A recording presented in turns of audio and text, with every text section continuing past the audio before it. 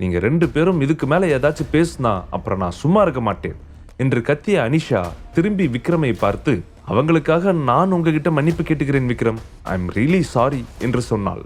அனிஷா சொன்னதை கேட்டதும் ஆனந்தி மற்றும் கார்த்திக்கின் முகம் அப்படியே மாறியது. அவர்களது கண்கள் விக்ரமை பார்த்து பொறாமையில் சிவந்தது. அதிலும் கார்த்திக்கு அனிஷாவின் மீது எப்போதுமே ஒரு ஈர்ப்பு இருந்து கொண்டே இருந்தது. இன்று அவளே கார்த்திக்கை கோபமாக பேசும் நிலைக்கு வந்ததுக்கு விக்ரம் தான் முக்கிய காரணம் என்று நினைத்த கார்த்திக் அவன் மீது பயங்கர கொலை வெறியில் இருந்தான். இப்போ எதுக்கு இந்த தேவையில்லாத ஆணிக 2 பேரும் சீனை போட்டுட்டு இருக்காங்க? ஒரு அடிக்கு தாங்க மாட்டான் இவன்லாம். அவன் விக்ரம் சாரை மறைச்சு பார்த்துட்டு இருக்கானா? விக்ரம் சார் சொன்ன ஒரே காரணத்துக்காக தான் நான் சும்மா இருக்கேன், இல்லைனா இவனை வாழ்நாள் முழுக்க எந்திரிக்கவே முடியாத அளவுக்கு பண்ணிடுவேன் என்று லம்போ கார்த்திக்கை பார்த்து கோபமாக நினைத்து கொண்டான். அதற்கு பிறகு அனிஷாவும் ஆர்யாவும் விக்ரமை அங்கே ஏற்கனவே தயாராக இருந்த அந்த ஆடம்பர மேஜைக்கு அழைத்துச் சென்றார்கள். அவர்கள் போவதையே பார்த்து கொண்டு நின்ற ஆனந்தி, இவ எதுக்கு அவன் கிட்ட எல்லாம் போய் சாரி கேட்டுட்டு இருக்கா? வர்தன் அங்கிளுக்கு தெரிஞ்ச ஆளா இருந்தா எல்லாத்தையும் ஆபீஸோடவே வச்சுக்க வேண்டியது தானே, எதுக்கு இங்கெல்லாம் கூட்டிட்டு வராரு? இப்படிப்பட்டவன் கிட்ட எல்லாம் எனக்கு மரியாதை கொடுத்து பேசணும்னு அவசியம் இல்லை. ஆனந்தி முகத்தில் கோபத்தோடு சொன்னாள். கார்த்திக்கின் முகம் ஏற்கனவே சிவந்து போயிருந்தது. அவனது வெளிப்பாடும் மிகவும் அசௌகரியமாக இருந்தது. அனிஷா அவனை திட்டியது மட்டுமில்லாமல் விக்ரமிடம் மன்னிப்பும் கேட்டாள். அது அவனுக்கு சுத்தமாக பிடிக்கவில்லை. இந்த அனிஷா எதுக்கு இப்படியெல்லாம் பண்றா? அவன் மூஞ்சியை பார்த்தாலே ஏமாத்துறவன் தான்னு நல்லா தெரியுது. ஆனா இந்த காலத்து பொண்ணுங்களுக்கெல்லாம் அவனை மாதிரி ஆளுங்களை தான் பிடிக்குது. என்ன பண்றது? அவனுக்கு உண்மையிலேயே என்கிட்ட பேசுறதுக்கு கூட தைரியம் இல்லை. ஆனா இந்த அனிஷா அவனுக்காக என்ன திட்டுறா, அவமானப்படுத்துறா என்று சொல்லி தனது ஆதங்கத்தை வெளிப்படுத்திக் கொண்டான் கார்த்திக். அதை நினைக்கும் போது அவனுக்கு விக்ரமின் மீதுதான் கோபம் அதிகமாக வந்தது. அனிஷாவும் விக்ரமும் ஒன்றாக இருப்பதை பார்க்கும்போது அவனால் கோபத்தை கட்டுப்படுத்தவே முடியவில்லை. விக்ரமும் அனிஷாவும் டின்னர் டேபிளில் அருகருகே உட்கார்ந்திருந்தார்கள். அந்த டேபிளில் பல உயர்தர உணவுகள் ரெடி செய்து வைக்கப்பட்டிருந்தது. மிஸ்டர் விக்ரம், உங்களுக்கு என்ன பிடிக்கும்னு எனக்கு தெரியாது. இந்த டேபிளில் இருக்கிறது எல்லாமே உங்களுக்கு தான். வேற ஏதாவது ஸ்பெஷலா வேணும்னு சொன்னாலும் உடனே ரெடி பண்ணி கொண்டு வர நம்ம கிட்ட வேர்ல்ட் கிளாஸ் செஃப் இருக்காங்க. அண்ட் அவங்க அப்படி பேசினதுக்கு ஐ எம் ரியலி சாரி என்று சொன்னாள் அனிஷா. ஹே, இட்ஸ் ஓகே, அவங்க பேசினதை நான் அப்போவே மறந்துட்டேன். அப்புறம் மிஸ்டர் வர்தன் எப்போ வருவாரு என்று ஒயினை குடித்துக்கொண்டே கேட்டான் விக்ரம். அவர் இன்னமும் கொஞ்ச நேரத்துல வந்துடுவாரு. நீங்க வரதுக்கு முன்னாடி இங்க தான் இருந்தாரு. அதுக்குள்ள ஒரு அர்ஜென்ட்டான பிசினஸ் மீட்டிங்கை அட்டன் பண்ண வேண்டியதா போயிடுச்சு. அதுக்காக உங்ககிட்ட சாரி கேட்க சொன்னாரு என்று புன்னகையுடன் சொன்னாள் Anisha. It's okay, no problem என்று சொன்ன விக்ரம் அதற்கு மேல் எதுவும் பேசவில்லை. விக்ரம் ரெட் வைனை குடித்துவிட்டு கிளாஸை டேபிளில் வைத்தான். அனிஷா மெதுவாக அவனை பார்த்து சிரித்தபடி, ஓகே மிஸ்டர் விக்ரம், உங்களோட முழு பேர் என்ன? நீங்க எங்கிருந்து வரீங்க என்று மரியாதையுடன் கேட்டாள். அந்த நேரத்தில் சூட் அணிந்தபடி வர்தனின் பர்சனல் செக்ரட்டரி அங்கே வந்தார். மிஸ்டர் விக்ரம், வர்தன் சார் வந்துட்டாரு, உள்ள உங்களுக்காக வெயிட் பண்ணிட்டு இருக்காரு, இப்ப நீங்க வரலாம் என்று பணிவுடன் சொன்னார். உடனே விக்ரம் அனிஷாவை பார்த்து லேசாக சிரித்துவிட்டு ஓகே போலாம் என்று சொல்லிக்கொண்டே அங்கே இருந்து எழுந்தான். ஆனால் அனிஷாவுக்கு விக்ரம் அங்கிருந்து செல்வது பிடிக்கவில்லை. அவள் அவனை தடுக்க விரும்பினாள். அவளுடைய அழகான கண்களில் விக்ரமை விடக்கூடாது என்ற ஏக்கம் இருப்பதை அவன் பார்த்தான்.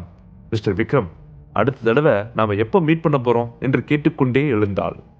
தெரியல, இந்த மாதிரி ஒரு அழகான சந்தர்ப்பம் கிடைச்சா கண்டிப்பா மீட் பண்ணலாம் என்று சொல்லிவிட்டு அந்த இடத்திலிருந்து கிளம்பினான். செக்ரட்டரி முன்னால் செல்ல விக்ரம் அவரை பின்தொடர்ந்து சென்றான். அவனுக்கு பின்னால் லம்போ வந்து கொண்டிருந்தான். அவர்கள் மேல்தளத்தில் இருந்த ஒரு அறைக்கு சென்றார்கள். அந்த வழியில் இருந்த சுவர்களில் மாட்டியிருந்த புகைப்படங்கள் கண்ணை கவரும் வகையில் இருந்தது. வர்தன் ஏற்கனவே அங்கே இருந்த சில விருந்தினர்களுடன் பேசிக் கொண்டிருந்தார். விக்ரம் அங்கே வந்ததும் வர்தன் எழுந்து அவனை புன்னகையுடன் வரவேற்று, சாரி மிஸ்டர் விக்ரம், உங்களை வெயிட் பண்ண வச்சிட்டேன் என்று சொல்ல இட்ஸ் ஓகே என்று பதிலுக்கு சிரித்தான் விக்ரம். உடனே அங்கே இருந்தவர்களிடம் எல்லாம் விக்ரமை அறிமுகம் செய்துவிட்டு அவனுக்கு பிளாக் டீயை வழங்கினார் வர்தன். விக்ரம் டீயை குடித்தபடி அவரை பார்த்து, மிஸ்டர் வர்தன், எல்லா ஏற்பாடுகளையும் பண்ணியாச்சா என்று கேட்க வர்தன் தலையை அசைத்தபடி, நீங்க சொன்னபடி எல்லாத்தையும் செட் பண்ணிட்டேன் என்று சொன்னார். விக்ரம் மெதுவாக தலையை ஆட்டினான். மிஸ்டர் விக்ரம், நான் உங்களுக்கு சில இன்ட்ரோ பண்றேன். இவரு சிதம்பரம் மீடியா குரூப்ஸோட ஜெனரல் மேனேஜர். இவரு மிஸ்டர் கோவிந்தராமன், என்னோட முக்கியமான பிசினஸ் பார்ட்னர் என்று சொன்னார் வர்தன். விக்ரம் அவர்கள் 2 பேரையும் கேஷுவலாக கவனித்தான். நீங்க 2 பேரும் என்னோட பர்சனல் ஆளுங்கிறதால தான் நான் உங்ககிட்ட இதை பத்தி பேசுறேன். சிதம்பரம், நீங்க கலெக்ட் பண்ற திங்ஸ் எல்லாம் மிஸ்டர் விக்ரம் கிட்ட சொல்லலாம் என்று வர்தன் சொன்னார். உடனே சிதம்பரம் தனது பிரீஃப் கேஸை திறந்து சில பேப்பர்ஸை எடுத்து, ஹலோ மிஸ்டர் விக்ரம் என்று சொல்லி லேசாக சிரித்தபடி காட்டினார். விக்ரமும் பதிலுக்கு லேசாக சிரித்தபடி அதை வாங்கி பார்த்தான். நிரஞ்சனை பற்றி, அவனது ரத்தம் சிந்தியதை பற்றி, அவன் செய்த மோசமான விஷயங்களை பற்றிய அனைத்து ஆதாரங்களையும் உள்ளடக்கிய தகவல்கள் சேகரிக்குமாறு விக்ரம் வர்தனிடம் கூறியிருந்தான். நிரஞ்சன் மேல இருக்கிற பொது கருத்தை மாத்த நாம ரெடியா இருக்கிறதால நமக்கு இதெல்லாம் தேவை. ஹைதராபாத் சிட்டியில் இருக்கிற அத்தனை மீடியாக்களும் எந்த கேள்வியும் கேட்காம நிரஞ்சனுக்கு ஆதரவா வேலை செஞ்சுக்கிட்டு இருக்காங்க.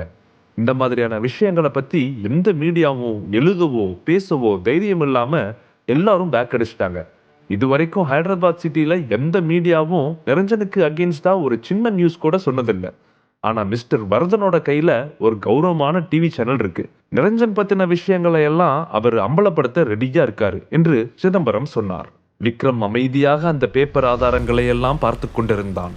என்கிட்ட எல்லா எவிடன்ஸும் இருக்கு, அது மட்டும் இல்லாம சாட்சி சொல்றதுக்கும் விட்னஸை ரெடியா வச்சிருக்கேன் என்று சிதம்பரம் சொன்னார். அதையெல்லாம் புரட்டி பார்த்த விக்ரம், சிதம்பரம் மிகவும் திறமையானவர் என்பதையும் மக்கள் மத்தியில் நேர்மையானவர் என்று பெயர் எடுத்தவர் என்பதையும் விக்ரம் புரிந்து கொண்டான். நிரஞ்சனை போன்ற ஒரு பேராசை பிடித்த பணக்காரன் பெரிய முதலீட்டாளர்கள் செய்ய வேண்டிய அத்தனை மோசமான செயல்களையும் செய்தான்.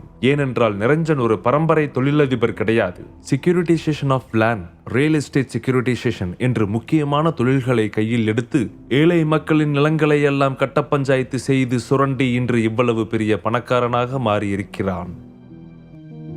விறுவிறுப்பான அடுத்தடுத்த எபிசோட்கள் இனி ஒவ்வொரு 2 நாட்களுக்கு ஒரு முறை.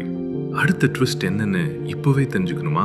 அப்போ லேட் பண்ணாம பாக்கெட் FM ஆப்பை டவுன்லோட் பண்ணி முழு கதையும் கேட்டு ரசிங்க.